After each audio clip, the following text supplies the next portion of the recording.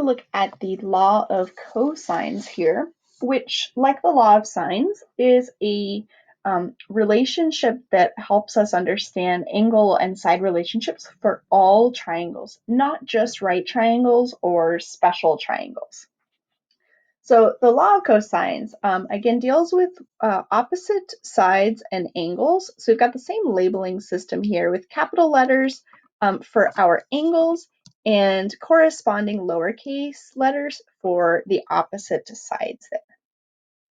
The formula for the law of cosines looks like this. It tells us that the side length c squared, or the square of side length c, is equal to the square of side length a plus the square of side length b minus 2 times the side lengths a and b times cosine of the angle c. Now, that's quite a bit to remember here. Yes, it is. But there's a couple of ways to kind of sort this out here. So the first thing to notice is where some things are located. The first thing that stands out to me is the first part of this looks a lot like the Pythagorean theorem. And actually, the Pythagorean theorem, c squared equals a squared plus b squared, is a special case of law of cosines. It has to do with, since the Pythagorean theorem has to do with right angles, the cosine of 90 degrees is equal to 0, which makes this entire statement equal to 0. So that's just a fun fact there, a fun aside. But let's talk about maybe some ways to help us remember the law of cosines here.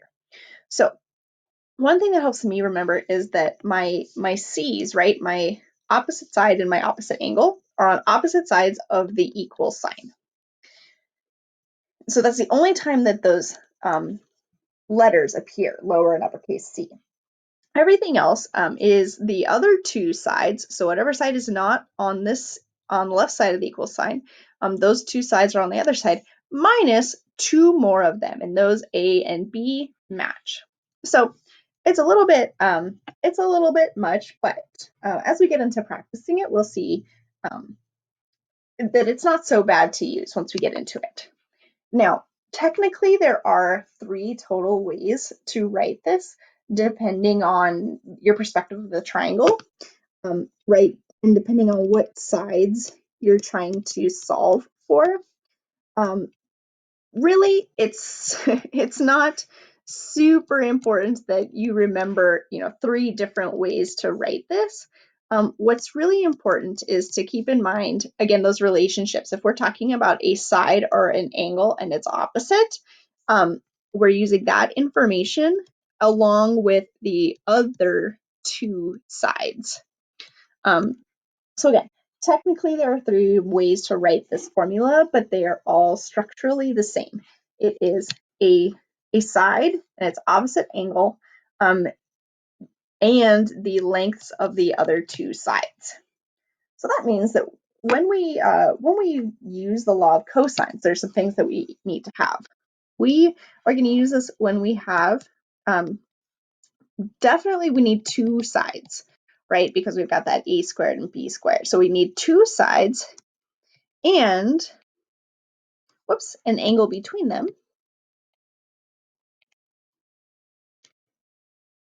So this is a little bit different than the law of sines, because then we didn't want the angle between them. But if we have 2 sides and an angle between them, then we can find the third side. We can also use the law of cosines if we have all 3 sides and we want to find any of the 3 interior angle measures. So we definitely have to have 2 sides to use the law of cosines. We can either have 3 sides or we can have 2 sides and an angle between them. So let's do some examples here. So the first example 1, it's finding the missing side length x. So again, we've got 2 sides and an angle between them. So, whether you want to label these as actually, which one's A, which one's B, anything like that, those labels are arbitrary, right? It's going to be the same structural setup no matter how you kind of frame that. So I'm going to set this up as my missing side length by itself is equal to the square of 17 plus the square of 22. So I use all three side lengths right away, minus 2 times 17 times 22 times the cosine of my opposite angle, 42 degrees. So this is where, your calculator is going to be really great. So if you don't have a calculator out or open on your desktop already, I encourage you to get one now so that you can do this along with us. So I'm going to go piece by piece for this example. 17 squared is 289. 22 squared is 484. Excuse me, not 82, 84. Negative 2 times 17 times 22, that will give us negative 748. And then cosine of 42 degrees. And again, if your calculator is not in degrees mode, you should change that. So this entire right-hand side, I could just put into my calculator. I just want to make sure that you can see these steps along the way. So I'm going to add my 289 and 484, and I get 773.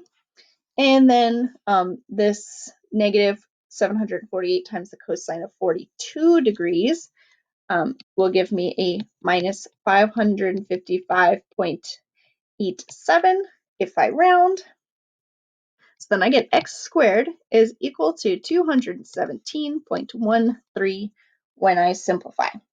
Now, of course, I'm looking for the value of x, not x squared. So to get x all by itself, I need to take the square root. So I take the square root of both sides, and I want to use the positive square root. I get approximately 14.74 meters. So when we're finding the missing side length using the law of cosines, in my experience, the most difficult part is just writing out the setup. And I do encourage you to actually write out your setup because obviously there's lots of pieces, and lots of pieces means that there's lots of room for mistake. Once you've got it set up, then it's just a matter of using our calculator appropriately. So example 2 is very similar. We're finding a missing side length given that we have two sides and an angle between them, and we're looking for this angle x. So I'm going to set this up here. X squared is equal to 50 squared plus 55 squared minus 2 times 50 times 55 times the cosine of 61 degrees. The most common mistake that I see is students will take this minus here and they'll accidentally make it a plus just because we're in the habit of adding, I guess. So just be careful of that. So a little simplification, I'm going to do this a little bit in one step. That 50 squared plus 55 squared is 5,525. And then my right-hand piece after the minus sign will be negative 2,666.45 with a little bit of rounding. This process does lead to just a little bit of rounding if we're not 100% comfortable punching everything into the calculator at one time, and that's okay. A little variation in our answer isn't going to hurt us today. So x squared, once we simplify, we get 2,858.45, and again we need to isolate x completely and the square root there. X is approximately 53.47 centimeters.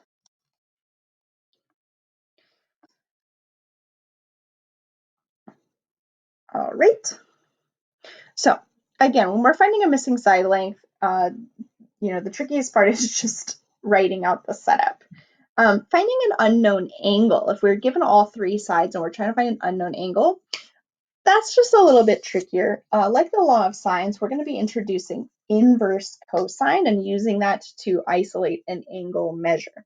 So let's see how this goes. So we've got three sides and we're trying to find angle theta. Now, when it comes to the setup here, it's really important that we put the correct side length on its own on one side of the equal sign.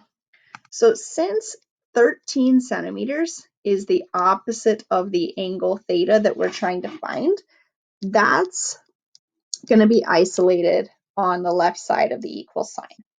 Now, just like before, we're going to have this square, the sum of the squares of our other two sides, so 7 squared plus 9.4 squared, minus 2 times those side lengths times the cosine of our unknown angle theta. So again, we've got our unknown angle theta in there. We have to simplify everything around it. So again, I'm going to do this one very piece by piece. Obviously, there's a lot that your calculator can help you with in doing more than one step at a time. So when we start to simplify, we're going to apply some squares here. 49 plus 88.36, and then 2 times 7 times 9.4. This will give us a negative 131.6 times that cosine of theta. So a little bit more simplification here. Adding 49 plus 88.36 is 137.36. Okay, so if we're trying to find theta, we want to get theta all by itself, which means we need to get the entire term around it all by itself. So I'm going to subtract 137.36 from both sides to start to isolate that little chunk over there. So on the left-hand side, I get 31.64. And on the right-hand side, now I have negative 131.6 times cosine of theta. Now again, I am trying to isolate theta, which means I should isolate cosine of theta. So I'm going to divide both sides by negative 131.6. So here's where that rounding starts to occur, and so some minor variation in our answers isn't the end of the world, but just be aware that that's what's happening here. So the cosine of theta is equal to negative 0.2404. So to get the measure of angle theta out of that cosine function, I'm going to apply an inverse cosine to both sides. And I'm actually just going to rewrite this for myself, switch the sides there. So cosine, inverse cosine of cosine theta is equal to inverse cosine. Again, we write the inverse as having that little exponent of negative 1, negative 0.2404. So again, applying an inverse cosine to a cosine will undo that operator, that cosine function. So we're left with theta all by itself. So again, if I'm using a handheld calculator, my inverse cosine is right above the cosine button. If I'm using something like Desmos, my inverse cosine is in the functions. So inverse cosine of negative, oops, go away, 0. Whoopsies,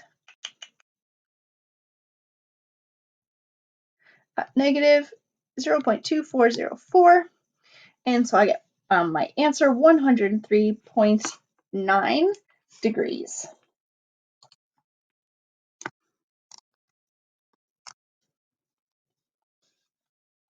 So I do think that finding an unknown angle using the law of cosines is a little bit trickier than finding an unknown sine.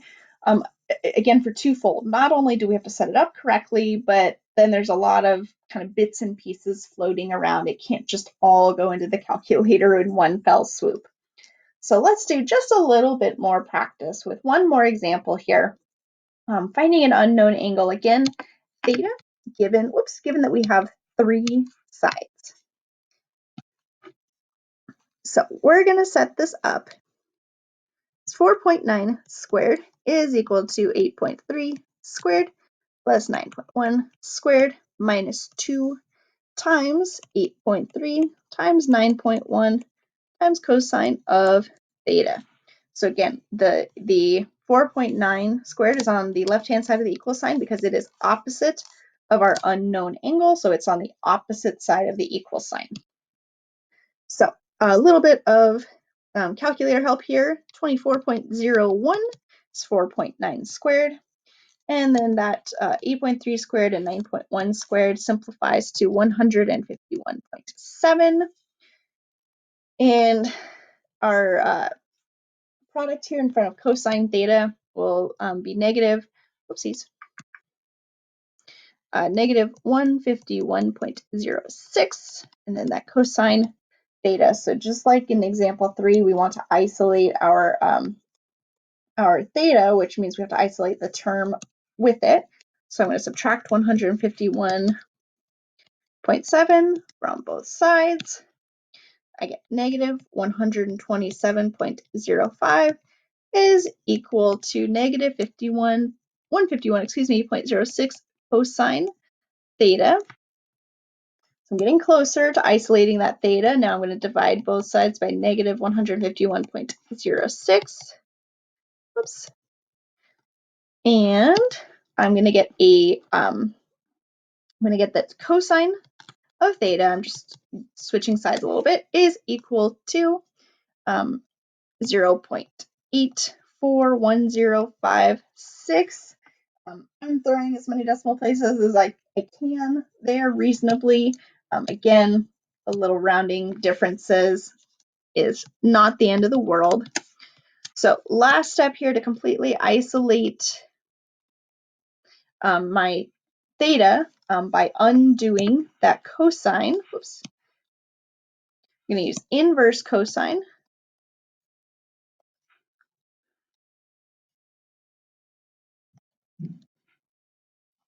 And in my calculator, whether I'm using Desmos or a handheld calculator, I'm going to get approximately 32.75 degrees for my measure of angle theta. So thank you for tuning in here. Be sure you practice just a little bit, and especially the difference between law of sines and cosines. That's where things get a little bit trickier. So thanks for hanging in there. You're doing a great job, and let me know if you have any questions.